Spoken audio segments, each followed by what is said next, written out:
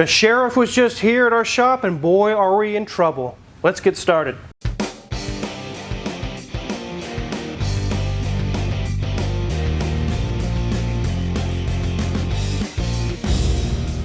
Wizard, you didn't shoot the sheriff, did you? No, I would never do that. That's good. Especially to this guy, he's a cool guy. Yes, he is really awesome. We've got a great customer there. This is a 99 C5 Chevrolet Corvette, and it is owned by the sheriff. Not a sheriff deputy, the sheriff. So, it has been tuned, it has a few modifications to it, but it's in for quite a list of things, over $2,000 worth of work. A lot of it's just little knick-knack stuff here and there. He wants everything brought up to snuff to make everything crisp and clean and perfect, and I don't blame him. I really like this era of Corvettes. There's C3, 4, 5, 6, 7, all these different generations. You couldn't give me a free C8. If I want a Ferrari, I'll buy a Ferrari for the same money almost. This is what I would have. My favorite generation of Corvette is a C5. I really, really like them. And for the money, you just can't beat the performance that you get out of them. You can't. Let's take a look around this thing and then we're going to go over the list of what is all wrong with this thing. Here's the beautiful front end of this C5. There was a cartoon years ago that had a man that would turn into a car, and it just looks just like it, the front of this. I know it was a C4 back then, but the C5 looks even more like it. Let me know in the comments, guys, which cartoon that was. I don't remember the name. It does have some really sweet wheels that have a red stripe on the rim around the edge. Very, very nice wheels. And the sculpting and the way they designed the C5 during these years is why I think it's the favorite. The way it curves up like this. It has the narrowed tail lights, not the perfectly circular ones. All the angles, all the the way everything comes together on these is just beautiful to me. Let's go ahead and jump under the hood. Here we are under the hood with an LT1, 345 horsepower, 350 pound-feet of torque. You guys just saw a C4 Corvette in here that had the LT4 engine. This engine has even more power than the LT4. It has had a cam and a few mods and tunes done to it, but nothing too serious. It runs very, very well. Danielson's checking this one out, and while he was inspecting it, he kept hearing a clicking noise. If you notice, the second spark plug back on that side is missing its wire. It's because it was literally hanging on by a thread, literally. And it was arcing onto the little heat shields that go on these on the boot. Any LS-based engine, LS1, LS2, LS3, Vortec engines, any of those, if a customer wants spark plugs, they automatically get new wires because every single time you take them off or mess with them, they just break from the heat and everything. Very likely it had new plugs put on sometime in the past and it probably weakened it and it finally broke. So it was, like I said, it was arcing. So that wasn't on the list, but it was found. Another fault this car has, it has an ABS light on, and with the General Motors ABS control modules, is a very common fix. Let me show you where the hydraulic unit is on this car. It's right under the power steering pump reservoir down there. It's like a big, large metal box shaped thing down there. That's your ABS system. And just like in this picture here, you can see that the little pins break, the solder joints break, and it causes motor faults and all kinds of other codes. I've fixed so many of these over the years. You just pull it apart, reflow all the solder on the pins, and put it back in, and it's happy again. So we're going to do that in-house. We're going to try it. It's very likely what it is, but we won't know until we try. By fixing it in-house, we can save them quite a bit of money. If they had to buy a whole new unit and have it programmed, it could be over $1,000. We're going to be less than half that. So that'll be some savings on his end. This one does have some oil leaks as well. We found the valve cover gaskets are leaking. They're just starting to leak and they drip down the cylinder head. Very common on the LS-based motors when they get some age on them. Also, we're doing an oil change, and the customer did complain that here recently they saw the temperature go to 220, but maybe 230 range, and they thought it might have been overheating. It's not overheating, it's running a little hot. It's very common in high, hot temperatures for the Corvettes to get to 220, 230. It never went over that, so we're not seeing an issue now. We drove it, we checked it out. It won't even go over 180, 190. It stays there all the time. So we really don't have anything to go off of on that. It might have been that the customer was driving it when, here recently, it was literally 105 and 110 here in Kansas. He did put a 160 thermostat as part of a tune they did a while back. One thing to keep in mind with a cooler thermostat doesn't mean it's going to keep your engine cooler. It just means it opens at a sooner time. If it's 110 degrees outside, your engine's going to get to its full operating temperature regardless if you have a 100-degree thermostat. It doesn't matter. It's still going to get to its full operating temperature. So I would say there's nothing wrong at this point. We're not seeing any issues. It's not currently acting up, so we're going to leave that be until we see other issues arise in the future.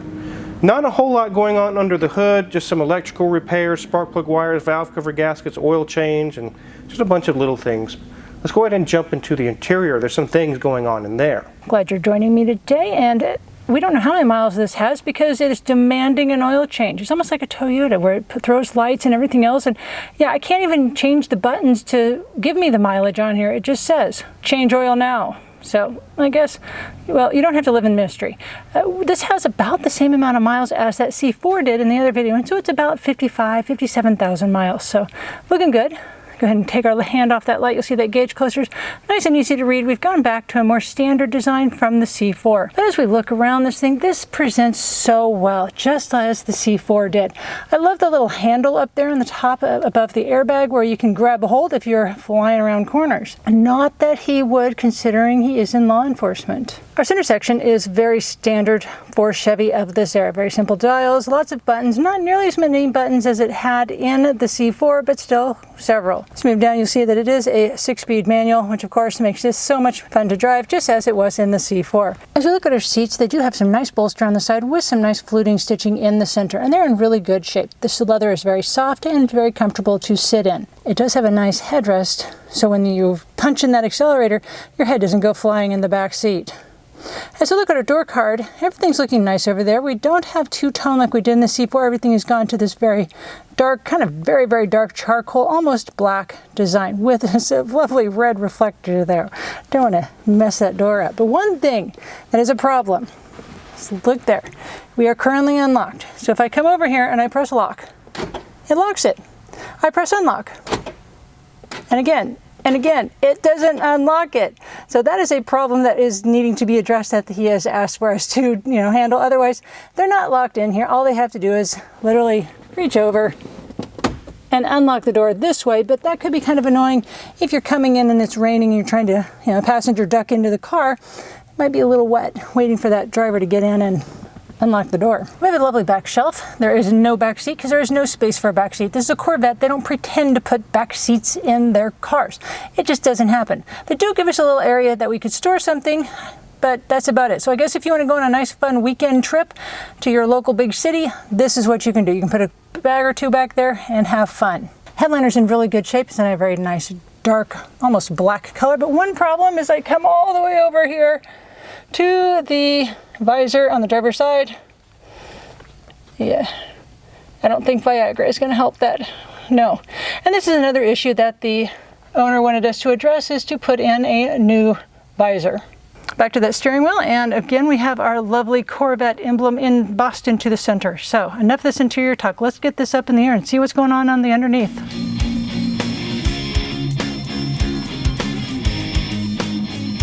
So here we are again, just like the C4 you just saw. It draws air from underneath the bumper here and up into our cooler and condenser, radiator, and everything going on there. Everything looks clean, nothing serious going on with leaks or anything like that. Here's another cooler as well. These do have a notorious issue with the harmonic balancer. It can get wobbly. And as you can see, the steering rack has to come out of the way in order to get that harmonic balancer off. This one's actually doing okay at the moment. Check our brakes. They're about 70% remaining.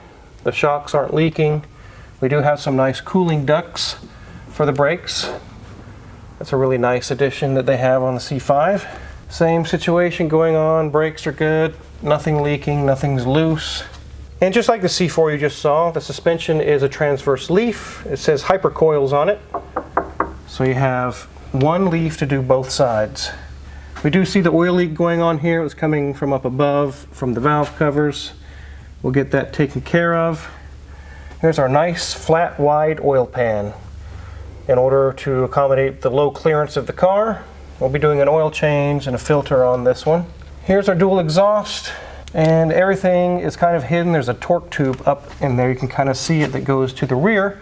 We normally see a transmission here on most other cars, but just like a Porsche 928 or a lot of Ferraris, things like that, the transmission's actually back there, not right here behind the engine. We can see here we have really cool engineering with the body. Here's our body panels, is actually part of the structure of the car as well. Here's the transmission directly connected to the rear differential back there, kind of a transaxle. And here's our hypercoils again with our big transverse leaf spring. Brakes are like 80 or 90% back here. Nothing leaking. CV boots look good. Sway bar links in the back look okay. The pads are at 80-90%, nothing leaking, nothing loose. We do have some aftermarket exhaust in the back, some Borlas. A nice little S shape here that goes out towards the center. Looks real nice. Let's get this thing on the ground.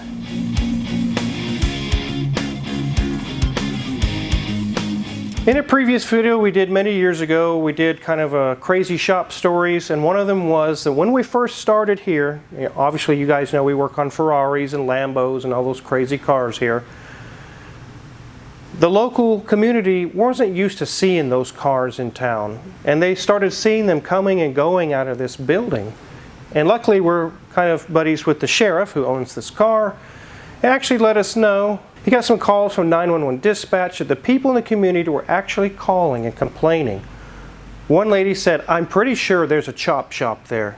They're bringing in Lambos and cutting them up. They're illegal operation type things going on. You probably should go check it out." And law enforcement in the area kind of knows who we are and what we do, and they're like, "No, we're pretty sure it's legit. They've been doing this for a while. They got everything under control. They're not illegal." Several people called me those complaints, and finally one lady actually called, and when they explained, "We know who he is, it's the car wizard, Hoovie's Garage and all the things going on, those types of cars are normal, they're not chopping them up, they're doing illegal work." The lady said, "Well, we just don't need those cars in this town. We haven't had them before, and we don't need them now." Sorry, they said, it's not illegal. It's not against the law to fix a Ferrari. Tough, deal with it. We haven't had any more calls after that. We finally got the ruffled the feathers of the people that could get ruffled, and they're done. They accept it, I guess. But it's kind of a funny story. And obviously the sheriff's a car guy too, and I guarantee you he knows how to handle his business behind the wheel. I bet he can make this thing do some crazy speeds that would scare most of us. Now, Wizard, he is not that kind of a guy. He abides the law. That's right. He doesn't break the law. He only goes to Mexico to do it. There was a clunking in the front end as well. We found one of the bolts to the steering rack was actually loose. We went through and retorqued both of them. The clunk went away. So that was solved. There's a few other small things here or there we're going to take care of, but it adds up fast, guys. $200 here, $300 there, $450 there, $50 here. And you start adding all this up, it adds up to $2 grand really, really fast. Luckily we were able to save this guy some money. Hopefully he brings it back, brings us more cars. Really enjoy working on them. There's situations here like with the steering rack. An unscrupulous shop could have claimed it needs a new steering rack, it's broken. No, it just needed the bolts retorqued. But I've heard so many stories of people saying they've had parts replaced that totally were not necessary to be replaced, thousands and thousands and thousands of dollars later.